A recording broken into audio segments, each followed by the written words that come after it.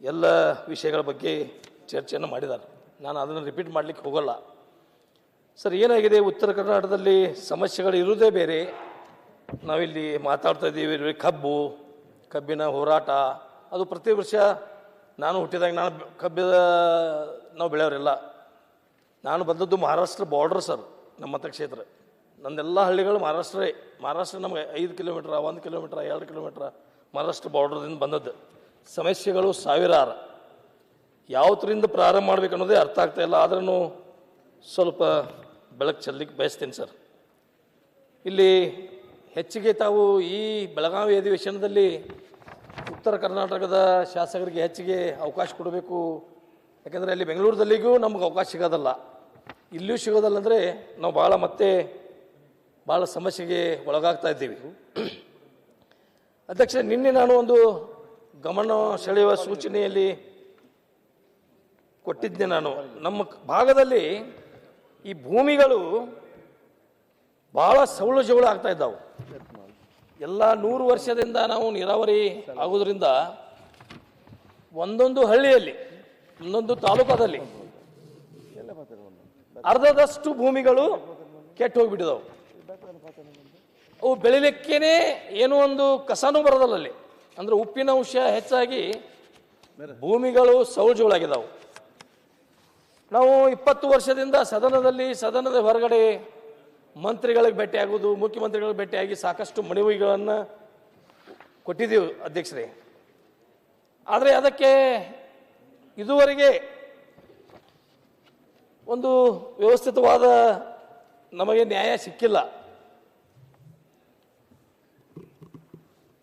ವರ್ಷಕ್ಕೆ ಒಂದು ಮತಕ್ಷೇತ್ರಕ್ಕೆ 1 ಕೋಟಿ 2 ಕೋಟಿ ಹಣವನ್ನು ಕೊಟ್ಟದ್ದಾದ್ರೆ 1 ಕೋಟಿದಿಂದ ಭಾಳ ಆದ್ರೆ 200 ಎಕರೆ ಜಮೀನನ್ನು ನಾವು ಸೌಳು ಜೌಳನ್ನು ಮಾಡ್ಬೋದು.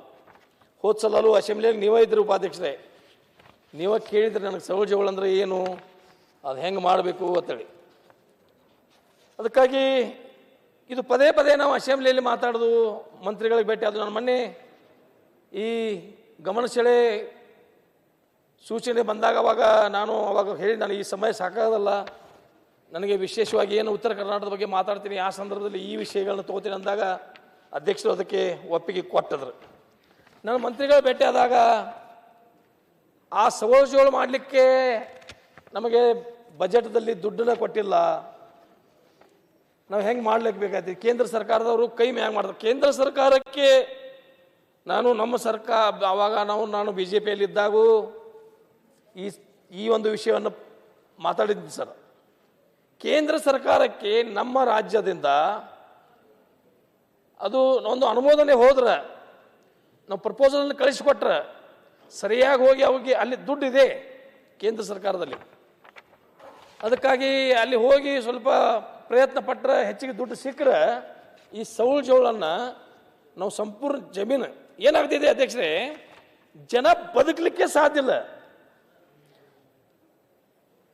ಬೆಳಗಾಂ ಜಿಲ್ಲೆ, ಬಾಗಲಕೋಟೆ ಜಿಲ್ಲೆ, ಬಿಜಾಪುರ ಜಿಲ್ಲೆ, ಅಲ್ಲಿ ನದಿ ಬೆಲ್ಟ್, ಕೃಷ್ಣಾ ಬೆಲ್ಟದಲ್ಲಿ ಇರುವಂಥ ಫಸ್ಟ್ ಅಟ್ಯಾಕ್ ಆಗೋದು ನಮ್ಮದ ಮಹಾರಾಷ್ಟ್ರ ಬಿಟ್ಟು ಬಳಕ ಸರ್, ಪ್ರವಾಹದಿಂದ. ಅದನ್ನು ನಾನು ಮುಂದೆ ಬರ್ತೀನಿ.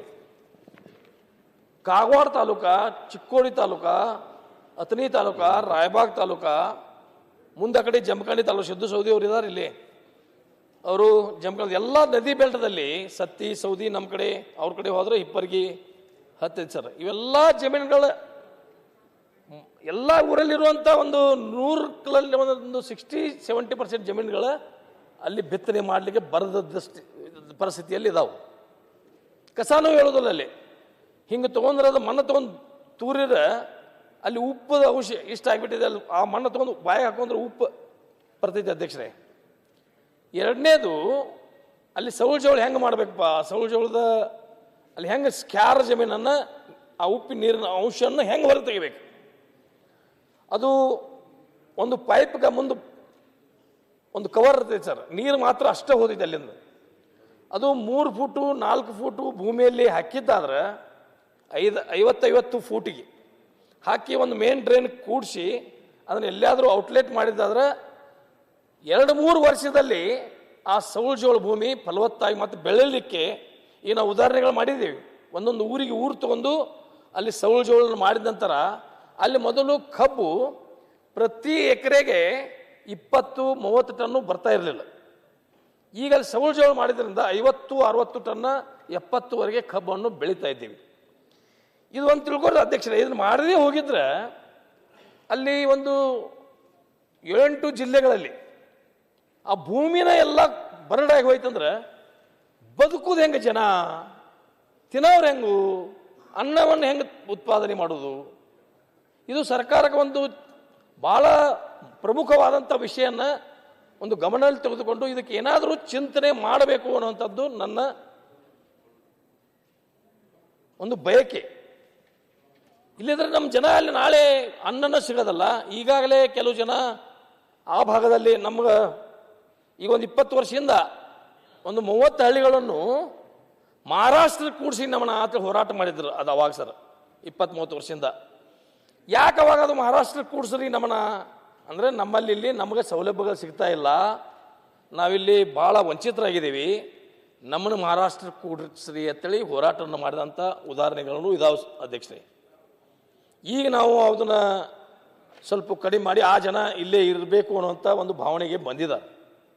ಎರಡನೇದು, ನಮ್ಮ ಕಡೆ ಭಾಗದಲ್ಲಿ ಅಲ್ಲಿ ಬಿಜಾಪುರ ಸಮೀಪ ಹೋಗುವಂಥ ಕೊಟ್ಟಲ್ಗಿ, ಕಕಮಾರಿ, ಐಗಿಳಿ ಈ ಜನ ಕೆಟ್ಟೋ ಜನ ಗೋವಾ, ಮಹಾರಾಷ್ಟ್ರದಲ್ಲಿ ಬಾಂಬೆ ದುಡಿಲಿಕ್ಕೆ ಹೋಗ್ತಾ ಇರುವಂಥದ್ದು. ನಾವು ವೋಟರ್ಸ್ ಹೇಳಿದಾಗ ಸರ್, ಚುನಾವಣೆ ಬಂದಾಗ ಅವ್ರನ್ನೆಲ್ಲ ಮಹಾರಾಷ್ಟ್ರದಿಂದ ಕರೆಸಬೇಕು ವೋಟಿಂಗ್ ಮಾಡಿಸ್ಲಿಕ್ಕೆ. ಈ ನಮ್ಮ ಪರಿಸ್ಥಿತಿ ಇದೆ ಇವತ್ತಿನ ದಿವಸ. ಅದಕ್ಕಾಗಿ ಈ ಸೌಳ ಜೋಳನಿಗೆ ನಮ್ಮ ಸರ್ಕಾರ ಹೆಚ್ಚಿಗೆ ಒಂದು ಒತ್ತನ್ನು ಕೊಟ್ಟ ಒಂದೊಂದು ಮತಕ್ಷೇತ್ರಕ್ಕೆ ಕನಿಷ್ಠ 10 ಕೋಟಿ ರೂಪಾಯಿಗಳನ್ನು ಕೊಟ್ಟಿದ್ರೆ ಒಂದೊಂದು ಊರು ನಾವು ದತ್ತಕ್ಕೆ ತಗೊಂಡು ಮಾಡ್ಬೋದು. ಒಮ್ಮೆ ಎಲ್ಲ ನನಗೀಗ 50 ಹಳ್ಳಿ ಬರ್ತಾವೆ, 50 ಹಳ್ಳಿಯಲ್ಲಿ ಸೌಳು ಜೋಳದೆ ಒಂದು 20-30 ಹಳ್ಳಿ ಬರ್ತಾವೆ.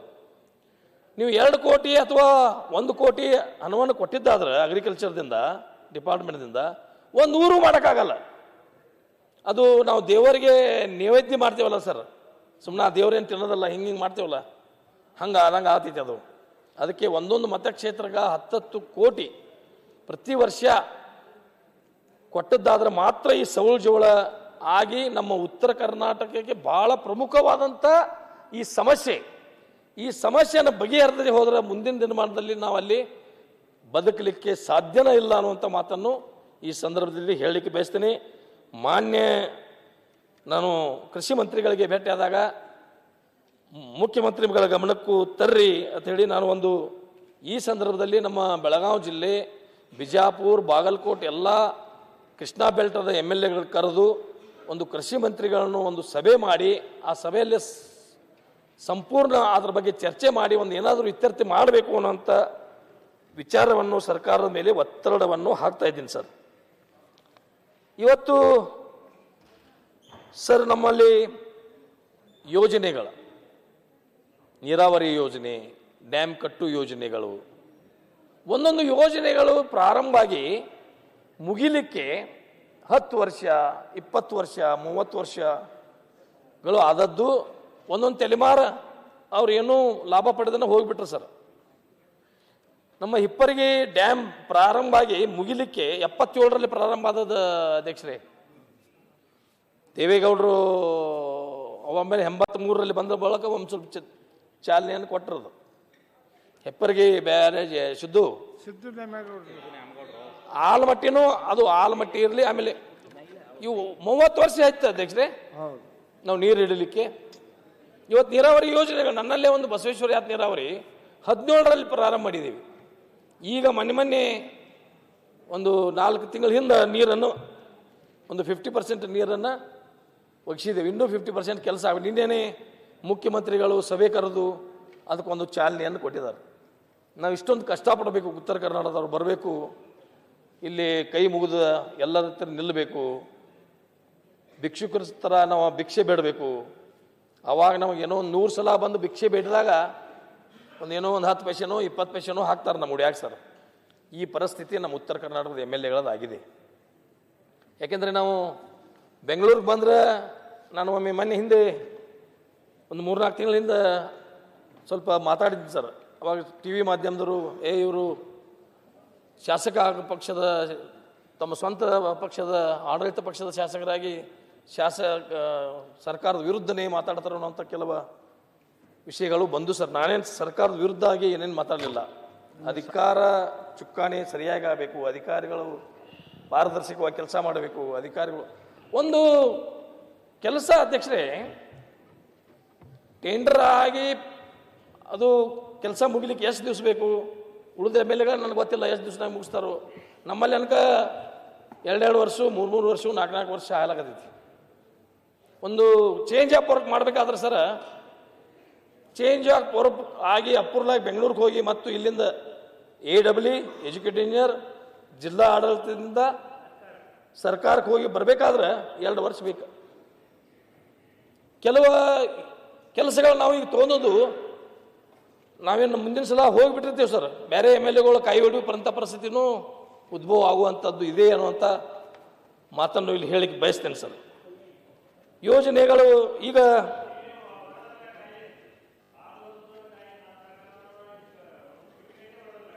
ಹಂಗೆ ನಿನ್ನ ಸರ್ಕಾರದ ನೋಡಿದಿಲ್ಲ ಬಿಡಪ್ಪ,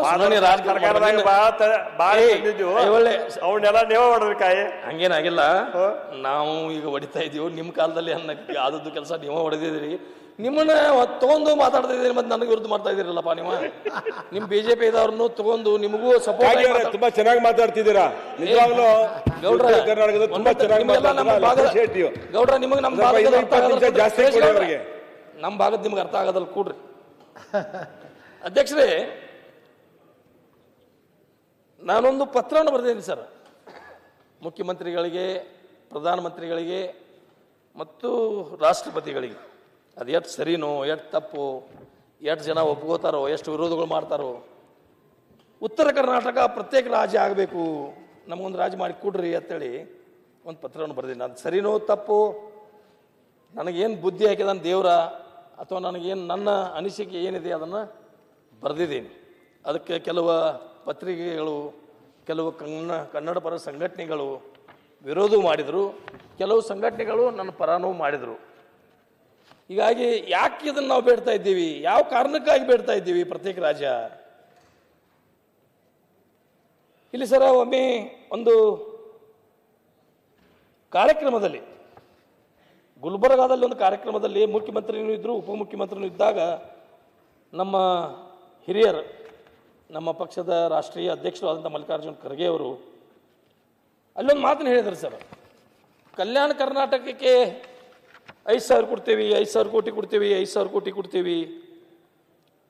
ಆದರೆ ಪದೇ ಪದೇ ನೀವು ಯಾಕೆ ಹೇಳ್ತೀರಿ?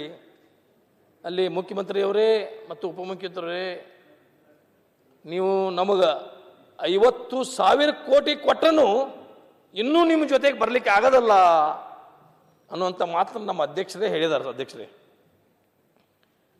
ಆಮೇಲೆ ಕಲ್ಯಾಣ ಕರ್ನಾಟಕ ಕೊಡ್ಲಿಕ್ಕೆ ನಂದೇನು ವಿರೋಧಿಲ್ಲ.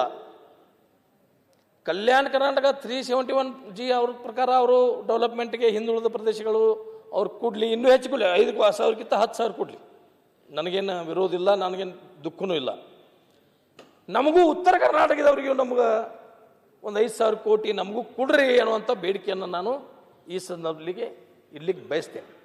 ಈಗ ನಾವು ಭಾಳ ಪ್ರತಿಯೊಂದರಿಂದ ಹಿಂದುಳಿದಿದ್ದೀವಿ ಸರ್. ಅದು ಆರೋಗ್ಯ, ಶಿಕ್ಷಣ, ನೀರಾವರಿ ಯೋಜನೆಗಳು. ಅಧ್ಯಕ್ಷರೇ, ನಮ್ಮ ಕ್ಷೇತ್ರದ ಜನ ಇನ್ನೂ ಬೆಂಗಳೂರು ಎಲ್ಲೈತೆ ಅನ್ನೋದು ನೋಡಿಲ್ಲ. ಎಷ್ಟೋ ಮಂದಿ ಚಲೋ ಜನ ಬಿಡ್ರಿ, ಬಡವರು ಬರಲಿಕ್ಕೆ, ಕೂಲಿ ಕಾರ್ಮಿಕರು ಬರಲಿಕ್ಕೆ ಆಗೋದಲ್ಲ. ಸ್ಥಿತಿವಂತರ ಇನ್ನೂ ಬೆಂಗಳೂರು ನೋಡಲಿಕ್ಕೆ ಆಗಿಲ್ಲ.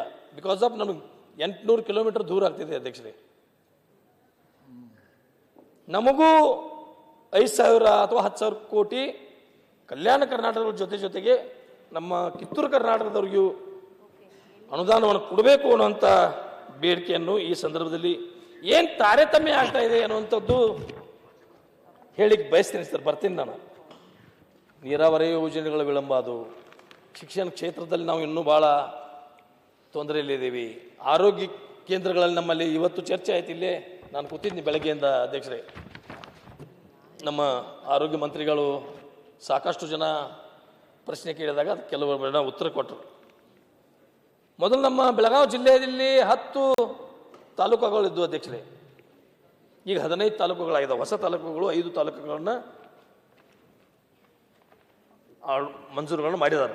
ಅದು ಕಾಗವಾಡ, ನಿಪ್ಪಾಣಿ, ಆಮೇಲೆ ಮೂಡಲಗಿ, ಯರಗಟ್ಟಿ, ಕಿತ್ತೂರು ಮಾಡಿ ನಂದು ಮಾಡಿ 17ರಲ್ಲಿ ಅಧ್ಯಕ್ಷರಿಗೆ ಕಾಗವಾಡ ಮಾಡಿ ಇನ್ನೂವರೆಗೆ ಒಂದು ಸಿಂಗಲ್ ಇನ್ಫ್ರಾಸ್ಟ್ರಕ್ಚರ್, ಒಂದು ತಹಸೀಲ್ದಾರ್ ಆಫೀಸ್ ಅದು ಬಾಡಿಗೆ ಕಟ್ಟಡದಲ್ಲಿ ನಡೆಸ್ತಾ ಇದ್ದೀವಿ. ತಹಸೀಲ್ದಾರ್ ಆಫೀಸ್ ಬಾಡಿಗೆ ಕಟ್ಟಡದಲ್ಲಿ ನಡೆಸ್ತಿದ್ರು. ಇನ್ನೂ ಎಲ್ಲ ಕಚೇರಿಗಳು ಬರುವ ಯಾವಾಗ, ಆ ತಾಲೂಕಾ ಡೆವಲಪ್ಮೆಂಟ್ ಆಗೋದು ಯಾವಾಗ, ಅಲ್ಲಿ ಎಲ್ಲ ಕಚೇರಿಗಳು ಯಾವಾಗ ಇವಾಗೂ ಸಹಿತ ನಾವು ಅಥಣಿಯಲ್ಲೇ ಹೋಗ್ತೇವೆ ನಾವು.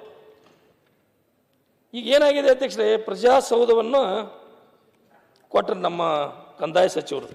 ನನಗೂ ಪ್ರಜಾಸೌಧ ಕಟ್ಟಡ 8,60,00,000 ಅಧ್ಯಕ್ಷರೇ, 8,60,00,000 ಪ್ರಜಾಸೌಧ ಕಾಗವಾಡಕ್ಕೆ ಕಟ್ಟಡಕ್ಕೆ ಕೊಟ್ಟಿದ್ದೀವಿ ಅನ್ನುವಂಥ ಆರ್ಡರನ್ನು ಈ ಹೋದ ವರ್ಷ 1 ವರ್ಷ ಆಯ್ತು ಸರ್. ಈಗ ಇನ್ನೂವರೆಗೆ ಅದ್ರ ಬಗ್ಗೆ ಏನೂ ಕ್ಯಾರೇ ಇಲ್ಲ. ಆಮೇಲೆ ಅದ್ರ ಜಾಗದ ಸ್ವಲ್ಪ ಪ್ರಾಬ್ಲಮ್ ಆಯಿತು ಅಧ್ಯಕ್ಷರೇ.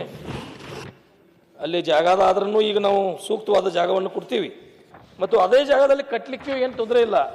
ಯಾರೋ ಒಬ್ಬರು ಮಹಾನುಭಾವರು ಅಲ್ಲಿ ಬಂದು ಒಂದು ರಿಪೋರ್ಟ್ ಕೊಟ್ಟಿದ್ದಾರೆ ಗೌರ್ಮೆಂಟ್ಗೆ, ಇಲ್ಲಿ ಕೆರೆ ಇದೆ, ಈ ಕೆರೆ ಜಾಗದಲ್ಲಿ ಕಟ್ಟಲಿಕ್ಕೆ ಆಗೋದ್ರಲ್ಲಿ ಕೆರೆ ಇಲ್ಲ.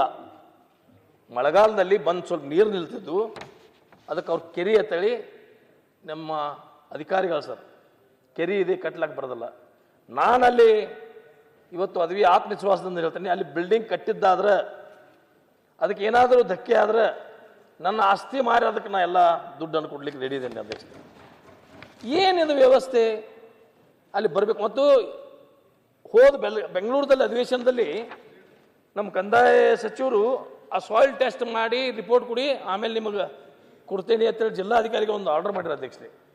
ಇನ್ನೂವರೆಗೆ ಅದರದ ರಿಪೋರ್ಟ್ ಕೊಟ್ಟಿಲ್ಲ. ಬೆಳಗಾವಿ ಅಧಿವೇಶನ ಆಗಿ 8 ದಿವಸ ಆಯ್ತು ರೀ, ಆಗಸ್ಟ್ದಾಗ ಆಗಿರ್ಬೇಕು, ಐ ಥಿಂಕ್ ಆಗಸ್ಟ್ದಲ್ಲಿ ಆಗಿದೆ. ಆಗಸ್ಟ್ 11ನೇ ತಾರೀಕು ಆಗಿದೆಯಲ್ಲ,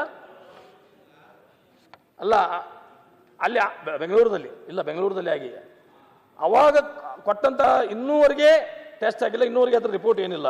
ಆಮೇಲೆ ನಾನು ಮಂತ್ರಿ ಹತ್ರ ಕೇಳಿ, ಸರ್ ಒಂದು ಸ್ವಲ್ಪ ಅಲ್ಲಿ ಫೌಂಡೇಶನ್ ಹಾಕ್ಲಿಕ್ಕೆ ಸ್ವಲ್ಪ ಹೆಚ್ಚು ದುಡ್ಡು ಬೇಕಾದ್ರೆ ಕೊಡಿ, ಏನು ತೊಂದರೆ ಆಗ್ತಿದೆ? ಇಲ್ಲ ಇಲ್ಲ, ಇಡೀ ರಾಜ್ಯದಲ್ಲಿ ನಾವು 8 ಜಾಗ 11 ಜಾಗದಾಗ ನಾವು ಪ್ರಜಾಸೌಧವನ್ನು ಕೊಟ್ಟಿದ್ದೀವಿ. ಎಲ್ಲದಕ್ಕೂ 8,60,00,000 ಕೊಟ್ಟಿದ್ದೀವಿ. ನಿಮಗೆ ಒಬ್ಬರಿಗೆ ಹೆಚ್ಚು ಕೊಟ್ಟಿದ್ದಾದ್ರೆ ಅದು ತೊಂದರೆ ಆಗ್ತೈತಿ, ಎಲ್ಲರಿಗೂ ಕೊಡಬೇಕಾಗ್ತೈತಿ, ಕೊಡ್ಲಿಕ್ಕೆ ಆಗೋದಲ್ಲ. 20% ಹೆಚ್ಚಿಗೆ ಬೇಕಂತೇಳಿ ಅಲ್ಲೇನೋ ಇಂಜಿನಿಯರ್ಗಳು ಹೇಳಿದ್ರು. ನಿಮಗೊಂದು ಪೈಸಾನೂ ಕೊಡಲಿಕ್ಕೆ ಆಗೋದಲ್ಲ ಅಂತೇಳಿ ಅವಾಗ ಮಂತ್ರಿಗಳು ನನಗೆ ಹೇಳಿದ್ರು ಸರ್. ಇದೊಂದು ನಿಮ್ಗೆ ಕಳಿಸ್ಕೊಡ್ತೀನಿ ಸರ್.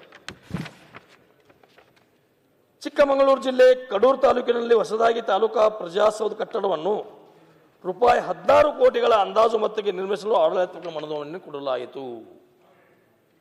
ಅಣ್ಣ ಡೇಟ್ 25/9/25 ಕ್ಯಾಬಿನೆಟ್ ಮೀಟಿಂಗ್ದಲ್ಲಿ ಕಡೂರು ತಾಲೂಕದಲ್ಲಿ ಕೊಡ್ಲಿಕ್ಕೆ 16 ಕೋಟಿ ಕೊಡ್ಲಿಕ್ಕೆ ಬರ್ತಿದೆ. ಯಾಕೆ ನಮ್ಮಲ್ಲಿ ಕಾಗವಾಡ ತಾಲೂಕದಲ್ಲಿ ಒಂದು 20% ಹೆಚ್ಚಿಗೆ ಮಾಡ್ಲಿಕ್ಕೆ ಕೊಡೋಕೆ ಬರೋದಲ್ಲ ಅಧ್ಯಕ್ಷರೇ? ಏನು ವ್ಯವಸ್ಥೆ ಇದೆ ನನಗೆ ಅರ್ಥ ಆಗ್ತಾ ಇಲ್ಲ. ಇಲ್ಲ ನಾನು ಅಲ್ಲಲ್ಲ, ನೀವೆಲ್ಲ ಟೈಲ್ ಬಾರಿಸಿ ಬೇಡ್ರಪ್ಪ. ಮತ್ತು ನಾನು ಏನು ಬರ್ತಾರಲ್ಲಿ ಸರ್ಕಾರದ ವಿರುದ್ಧ ರಾಜಕೀಯ ಮಾತಾಡಿದ್ರೆ ಬರ್ತಾರ, ಟಿ ವಿದ ಬರ್ತೈತೆ ಅದು. ನಾನು ಸರ್ಕಾರ ವಿರೋಧ ಪರವಾಗಿಲ್ಲ ಅಧ್ಯಕ್ಷರೇ. ನಾನು ತೊಂದರೆ ಆದದ್ದು ಏನು ಸಮಸ್ಯೆ ಇದೆ ಅದನ್ನು ಮಾತಾಡ್ತಾ ಇದ್ದೀನಿ. ನೀವು ಯಾಕೆ ಟೈಲಿ ಬರ್ಸ್ತಾರೆ ಅಂತ ಸುಮ್ಕೊಂಡ್ರಲ್ಲ. ನೀವು ಧೈರ್ಯವಾಗಿ ಮಾತಾಡ್ತಿದ್ದೀರಲ್ಲ, ಅದಕ್ಕೆ ನಾವು ಅಪ್ರಿಶಿಯೇಟ್ ಮಾಡ್ತಾ ಇದ್ದೀವಿ. ನಿಮಗೆ ಆ ಸಮಸ್ಯೆ, ನಮ್ಮ ಪರಿಸ್ಥಿತಿ ಏನಾಗಬೇಕು, ವಿರೋಧ ಪಕ್ಷದವರಿಗೆ ವಿರೋಧ ಮಾಡ್ಲಿಕ್ಕೆ ಯಾವ್ದು ಸಬ್ಜೆಕ್ಟ್ ಸಿಕ್ಕಿಲ್ಲ. ನೀವು ಸತ್ಯ ಮಾತಾಡ್ತಾ ಇದ್ದೀರಿ, ಮಾತಾಡಿ.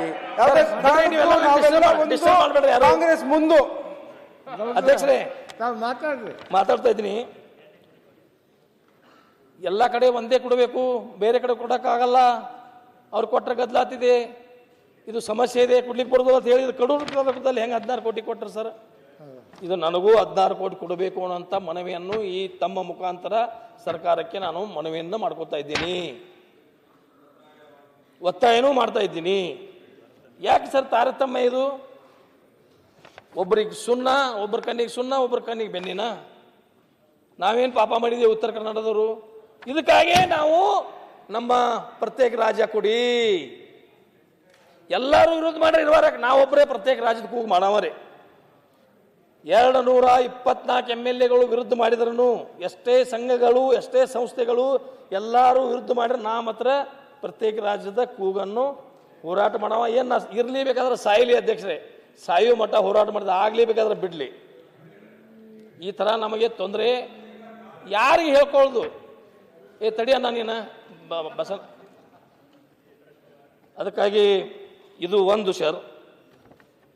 ಎರಡನೇದು ಅಧ್ಯಕ್ಷರೇ, ನಮ್ಮಲ್ಲಿ ಬ್ರಿಡ್ಜ್ಗಳು ಪ್ರಾರಂಭ ಮಾಡಿದ್ದಾರೆ. ಎಲ್ಲಿ ಹೋಯ್ತಾರೆ ಅದಕ್ಕಾಗದ ಬ್ರಿಡ್ಜ್ಗಳು ಪ್ರಾರಂಭ ಮಾಡಿ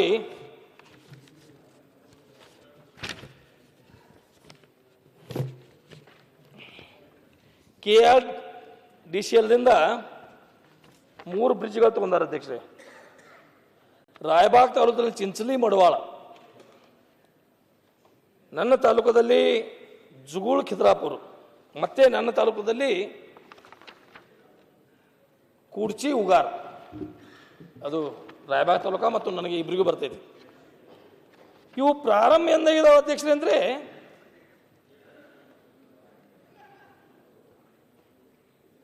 2005ರಲ್ಲಿ ಅಧ್ಯಕ್ಷರೇ. ಇನ್ನೂ ಏನಲ್ಲಿ ಇಲ್ಲ, ಒಂದು ಸಹ ನದಿಯಲ್ಲಿ 4 ಪಿಲ್ಲರ್ಗಳನ್ನು ಏರಿಸಿ ಮ್ಯಾಗ ಸ್ಲ್ಯಾಪ್ ಹೋಗುತ್ತಾರೆ ಅಧ್ಯಕ್ಷರೇ. ಆ ಕಡೆ ಈ ಕಡೆ ಜನಸಂಪರ್ಕ ಮಾಡಲಿಕ್ಕೆ ಆಗ್ತಾನೆ ಇಲ್ಲ. ಇವರು ನಮ್ಮಲ್ಲಿ ಇಲ್ಲೇ ನಮ್ಮ ಬಾಲಕೃಷ್ಣ ಅವರೇ ಅಧ್ಯಕ್ಷರಾದಾರ ಅಧ್ಯಕ್ಷರೇ. ಅವ್ರನ್ನ ಕೇಳಿ ಅವ್ರನ್ನ ಕರ್ಕೊಂಡು ಹೋಗಿದ್ವಿ ಒಮ್ಮೆ ಸರ್. ಐವಳಿಗೂ ಗೊತ್ತೈತಿ. ನಾವೊಮ್ಮೆ ಕರ್ಕೊಂಡು ಹೋಗಿ ಅಲ್ಲೆಲ್ಲ 3 ಬ್ರಿಡ್ಜ್ಗಳನ್ನ 3 ಬ್ರಿಡ್ಜ್ ಒಬ್ಬೇ ಕಾಂಟ್ರಾಕ್ಟರ್ ಕೊಟ್ಟಿದ್ದಾರೆ ಸರ್. ಅವಾಗ 100 ಕೋಟಿಗೇನೋ ಕೊಟ್ಟಿದ್ದಾರೆ 5ರಲ್ಲಿ. ಈಗ ಅದು ಹೆಚ್ಚಿಗೆ ಅದರ ಅಮೌಂಟ್ ಆಗಿ ಅವ್ನು ಹೆಚ್ಚಿಗೆ ಬೇಡ್ತಾ ಇದ್ದಾನೆ, ಅದು ಕೊಡ್ತಾ ಇದ್ದಿಲ್ಲ. ಇವ್ರನ್ನೆಲ್ಲ ಕರ್ಕೊಂಡು ಹೋಗಿ ತೋರಿಸಿ, ಇಲ್ಲ ನಾನು ಮಾತಾಡ್ತೀನಿ, ನೋಡ್ತೀನಿ, ಇದನ್ನು ತುರ್ತುವಾಗಿ ಎಲ್ಲ ಒಮ್ಮೆ ಸಭೆ ಕರಿತೀನಿ ಬೆಂಗಳೂರಲ್ಲಿ, ಮತ್ತು ಇವು ಇಂಪಾರ್ಟೆಂಟ್ ಬ್ರಿಡ್ಜ್ಗಳನ್ನ ಮಾಡಲಿಕ್ಕೆ ತುರ್ತುವಾಗಿ ಹಣ ಬಿಡುಗಡೆ ಮಾಡ್ತೀನಿ ಅಂದ್ರೆ. ಆಮೇಲೆ ಈಗ ಕೇಳಿದ್ರೆ ಈಗೇನು ಹೇಳ್ತಾ ಇದ್ದಾರೆ ನಮ್ಮ ಚೇರ್ಮನ್ರ ಬಾಲಕೃಷ್ಣ, ಆಗಲ್ಲಪ್ಪ, ನನಗೆ ದುಡ್ಡನ್ನ ಕೊಟ್ಟಿಲ್ಲ, ಎಲ್ಲಿದು ಮಾಡಲಿ, ಆಗೋದಲ್ಲ, ನೀವು ಹೋಗಿ CMಗೆ ಭೇಟಿಯಾಗು, CM ಕಣ್ಣೆ ತಗೋ ಅಂತೇಳಿ ಹೇಳ್ತಾ ಇದ್ದಾರೆ. ಎಲ್ಲಿ ಹೋಯ್ತು ಸರ್ ವ್ಯವಸ್ಥೆ ಪರಿಸ್ಥಿತಿ ನಮ್ಮದು? ಎಲ್ಲಿ ಹೋಯ್ತು? ನಮ್ಮ ಯಾವಾಗ ಮುಗಿಯು ಕಾಮಗಾರಿ?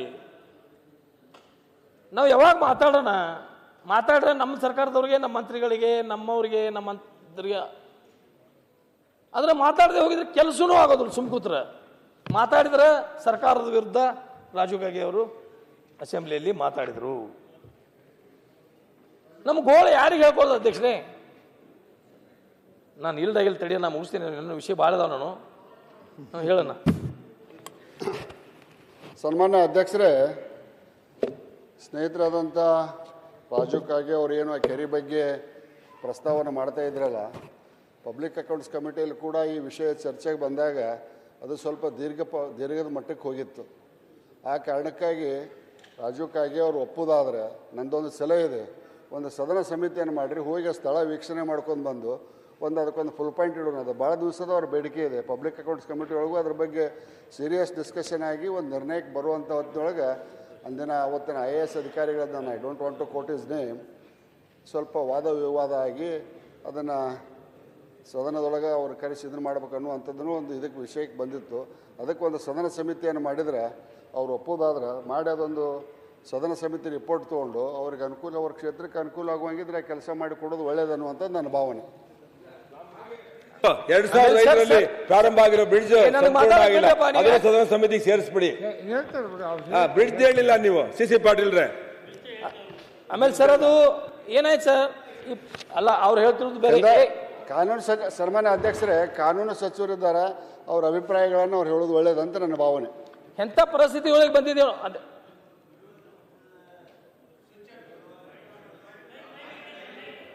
ಎಲ್ಲ ಆತಂಕಗಳಿಗೆ ನಮ್ಮ ಉತ್ತರದಲ್ಲಿ ಹೇಳ್ತೀವಿ ಅಧ್ಯಕ್ಷರೇ.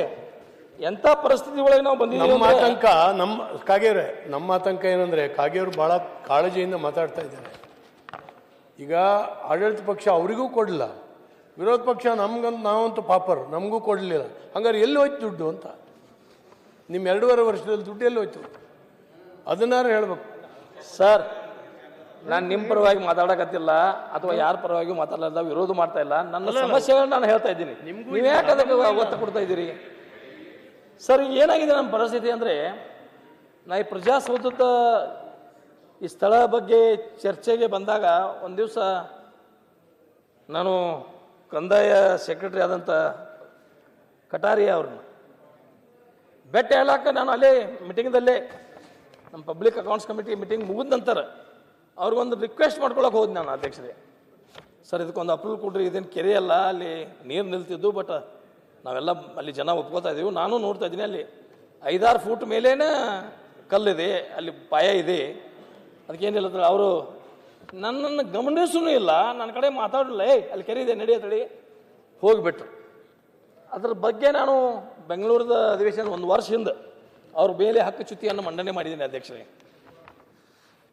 ಹಕ್ಕುಚ್ಯುತಿ ಮನ್ನೆ ಆದರೆ ಇನ್ನೂವರೆಗೆ ಅವ್ರ ಮೇಲೆ ಏನೂ ಆಕ್ಷನ್ ಆಗಿಲ್ಲ. ಇದು ನಮ್ಮ ಪರಿಸ್ಥಿತಿ ಅಧ್ಯಕ್ಷರೇ. ಹೇಗೆ ನಾವು ಬದುಕಬೇಕು, ಹೇಗೆ ನಾವು ಶಾಸಕರಾಗಿ ಕೆಲಸ ಮಾಡ್ಕೋಬೇಕು.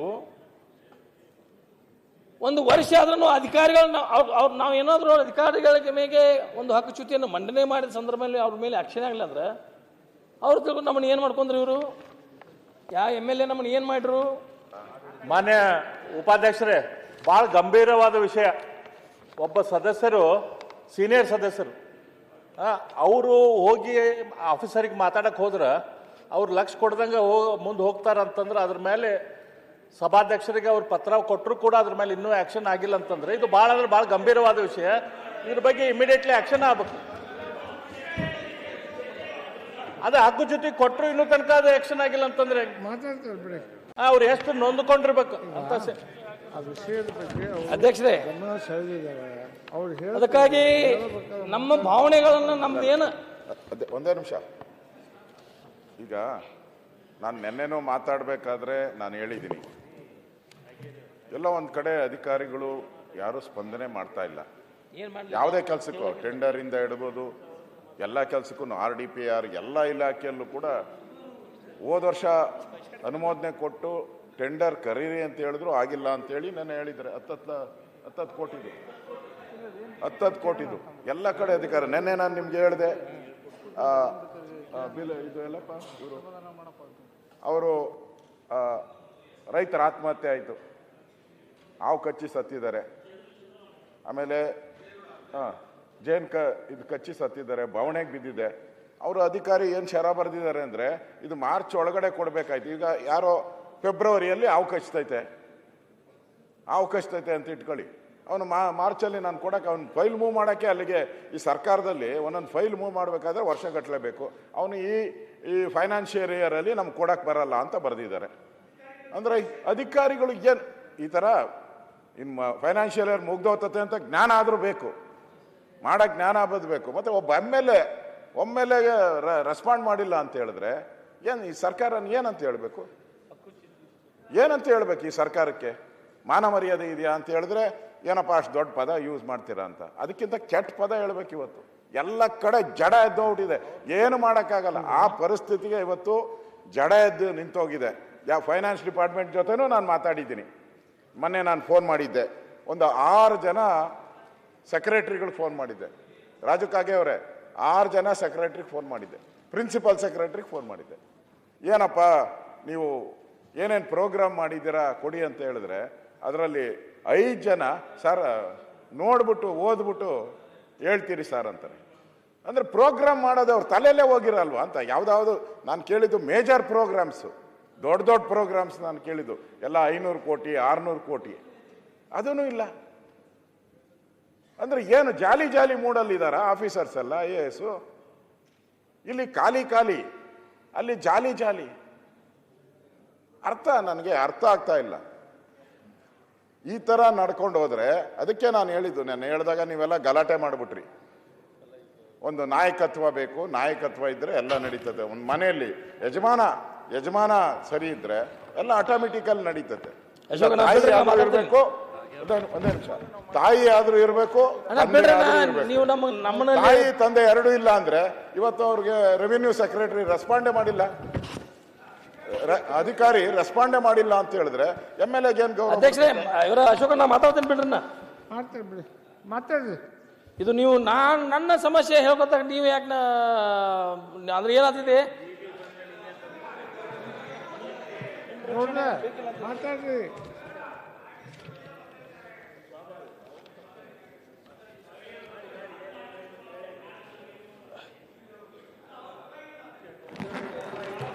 ನಾವು BJP ಅವರು ಹೇಳಿದರೆ ರಾಜಕೀಯ.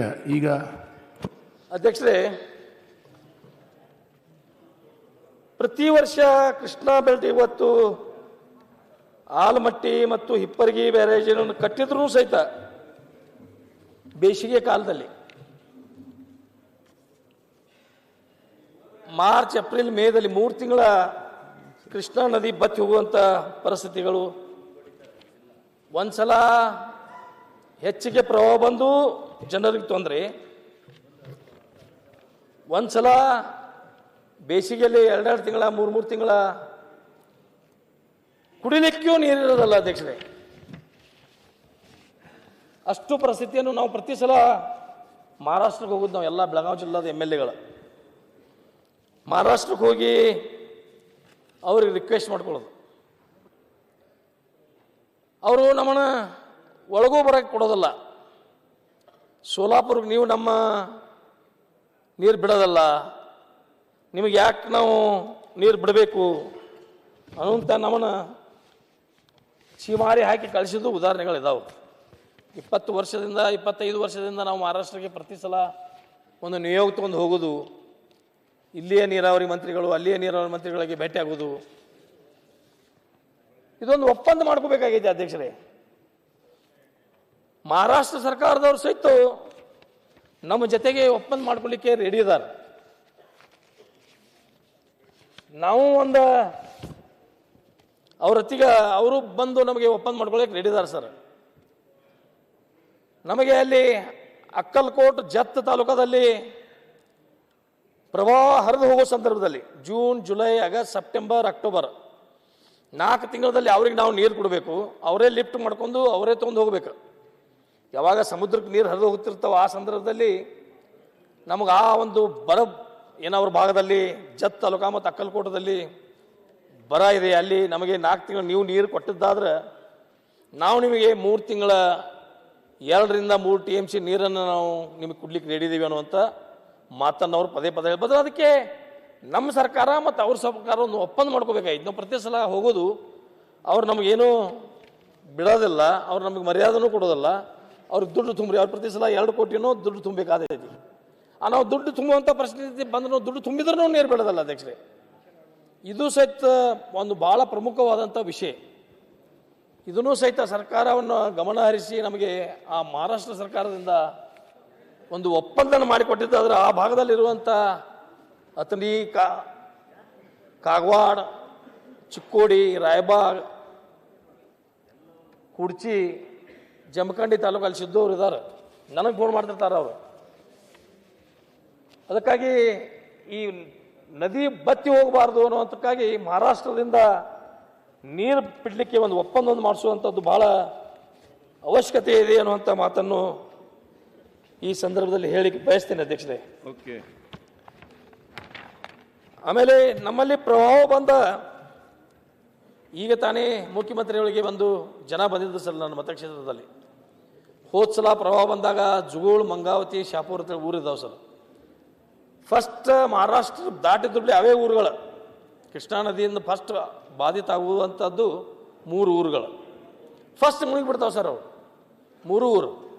ಪ್ರತಿ ಸಲ ಆ ಊರಿನ ಜನನೆಲ್ಲ ಹೊರಗೆ ತರೋದು, ಅವ್ರ ಗಂಜಿ ಕೇಂದ್ರ ತೆಗೆದು ಅವ್ರದ್ದೆಲ್ಲೋ ಶಾಲೆಯಲ್ಲಿ ನಿಲ್ಲುವಂಥ ವ್ಯವಸ್ಥೆ ಮಾಡೋದು, ದನಕರುಗಳನ್ನೆಲ್ಲ ಹೊರಗೆ ತರೋದು, ಅವ್ರಿಗಲ್ಲಿ ಮೇವಿನ ವ್ಯವಸ್ಥೆ ಮಾಡೋದು, ಅದೆಲ್ಲ ಅಲ್ಲಿ ಮಾನ ಮರ್ಯಾದೆ ಬಿಟ್ಟು ಎಲ್ಲ ಹೆಣ್ಮಕ್ಳು ಗಂಡ್ಸು ಮಕ್ಕಳು ಎಲ್ಲ ಪ್ರತಿ ಸಲ ಬರೋದು. ಮತ್ತು ಅವರು ಪ್ರವಾಹ ಇಳಿದು ಹೋದ ಬಳಿಕ ಅಲ್ಲಿ ಸ್ವಚ್ಛ ಮಾಡಲಿಕ್ಕೆ ಗಬ್ಬು ವಾಸನೆ ಎದ್ದಿರ್ತದೆ ಸರ್. ಅಲ್ಲಿ ಜನ, ಕನ, ನಾಯಿಗಳು, ಹಂದಿಗಳು ಶಿಫ್ಟ್ ಮಾಡಬೇಕು ಅನ್ನೋಂಥ ಆ ಜುಗೂಳ್, ಮಂಗಾವತಿ, ಶಾಪುರ್ ಜನರು ಭಾಳ ದಿವಸದಿಂದ ಬೇಡಿಕೆ ಇದೆ. ಆ 3 ಊರುಗಳನ್ನು ಶಿಫ್ಟ್ ಮಾಡಬೇಕು ಅನ್ನೋಂಥ ಒಂದು ಮನವಿಯನ್ನು ಇವತ್ತಿನ ದಿವಸ ಈ ಉತ್ತರ ಕರ್ನಾಟಕದ ಚರ್ಚೆಯ ಸಂದರ್ಭದಲ್ಲಿ ನಾನು ಸರ್ಕಾರಕ್ಕೆ ಮನವಿಯನ್ನು ಮಾಡ್ಕೊಳ್ಳಿಕ್ಕೆ ಬಯಸ್ತೀನಿ. ಇವತ್ತು ನಮ್ಮಲ್ಲಿಯೂ ಸಹಿತ ತಾಲೂಕಾಗಿ ಸರ್, ಕಾಗವಾಡ ನನ್ನ ತಾಲೂಕ, ನಮಗೂ ಸಹಿತ ಕಾಗವಾಡದಲ್ಲಿ ಆರೋಗ್ಯ ಕೇಂದ್ರವನ್ನು 100 ಹಾಸಿಗೆ ಬೆಡ್ ಆಸ್ಪತ್ರೆಗೆ ಉನ್ನತೀಕರಣ ಮಾಡಬೇಕು ಅನ್ನೋಂಥ ವಿನಂತಿಯನ್ನು ಮಾಡಲು. ಮತ್ತೊಂದು ಏನಾಗಿದೆ ಸರ್ ಅಧ್ಯಕ್ಷರೇ, ನಮ್ಮಲ್ಲಿ ಹೆರಿಗೆಗಳೇ ಹೆಚ್ಚಿಗೆ ಆಗಿಲ್ಲ. 30ಕ್ಕಿಂತ ಎಲ್ಲಿ ಹೆರಿಗೆಗಳು ಹೆಚ್ಚಾಗಿಲ್ಲ ಯಾವ ಆರೋಗ್ಯ ಕೇಂದ್ರಗಳಲ್ಲಿ. ಅದನ್ನು ಡಿಲೀಟ್ ಮಾಡಿ ಅದೇನು ಆ್ಯಕ್ಚುಲಿ ಅದನ್ನೆಲ್ಲ ಬೇರೆ ಕಡೆ ಡೈವರ್ಟ್ ಮಾಡ್ತಾ ಇದ್ದಾರೆ. ಮುಂಜಾನೆಯೂ ಚರ್ಚೆ ಆಯಿತು ಅಧ್ಯಕ್ಷರಲ್ಲಿ. ಅದಕ್ಕಾಗಿ ತಾಲೂಕು ಆರೋಗ್ಯ ಕೇಂದ್ರದಲ್ಲಿ ಆದ್ರೂ ಹೆಚ್ಚಿಗೆ ಫೆಸಿಲಿಟಿಗಳನ್ನು ಉನ್ನತೀಕರಣ ಮಾಡಿ ಅಪ್ಗ್ರೇಡ್ ಮಾಡಿ ಆ ತಾಲೂಕಾ ಹೆಡ್ ಕ್ವಾರ್ಟರ್ದಲ್ಲಿರುವಂಥ ಆಸ್ಪತ್ರೆಗಳಿಗೆ ಹೆಚ್ಚಿಗೆ ಒತ್ತು ಕೊಡಬೇಕು ಅನ್ನುವಂಥ ಬೇಡಿಕೆಯನ್ನು ನಂದು ಈ ಸಂದರ್ಭದಲ್ಲಿ ಸರ್ಕಾರಕ್ಕೆ ಒತ್ತಾಯವನ್ನು ಮಾಡ್ತಾ ಇದ್ದೀನಿ ಅಧ್ಯಕ್ಷರೇ. ಜೊತೆಗೆ ಶಿಕ್ಷಣ ಕ್ಷೇತ್ರದಲ್ಲಿ ಇನ್ನೂ ಹೈಸ್ಕೂಲುಗಳು, ನಮ್ಮಲ್ಲಿ ಕಾಲೇಜುಗಳು ಹೆಚ್ಚಿಗೆ ಬೇಡಿಕೆಗಳಿದಾವೆ. ಶಿಕ್ಷಕರ ಕೊರತೆ ಇವೆಲ್ಲ ಭಾಳ ಉತ್ತರ ಕರ್ನಾಟಕದಲ್ಲಿ ಇನ್ನೂ ಭಾಳ ಹಿಂದುಳಿದಿದ್ದೀವಿ ಅಧ್ಯಕ್ಷರೇ. ಇವತ್ತೆಲ್ಲ ಸಹಿತ ಜೊತೆಗೆ ನಮಗೆ ಆಗಿ ಮತ್ತೆ ಅದನ್ನ